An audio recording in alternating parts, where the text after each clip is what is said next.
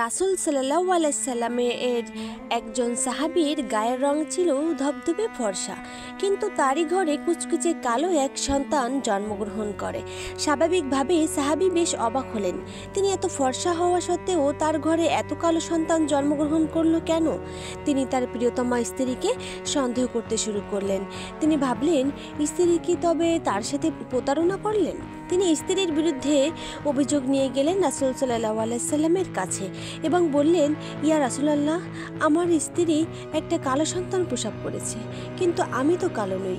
সাহাবী যা বোঝাতে চেয়েছেন তাতে স্পষ্ট তিনি স্ত্রীর ব্যাপারে সন্দেহ করছেন।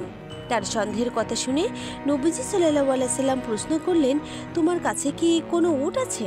সাহাবী বললেন, হ্যাঁ, আমার কাছে উট আছে। রাসূল বললেন, সেগুলোর রং কীরকম?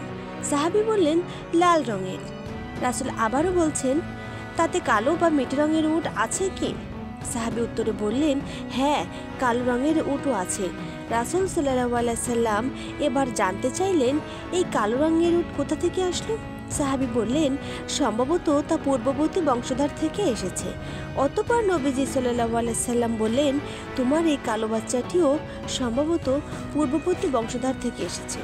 সাহাবী এসেছিলেন স্ত্রীর প্রতি মন্দ ধারণা নিয়ে, কিন্তু রাসূল সাল্লাল্লাহু আলাইহি সাল্লাম বাস্তবে একটা উদাহরণ দিয়ে সাহাবীর সংশয় দূর করলেন।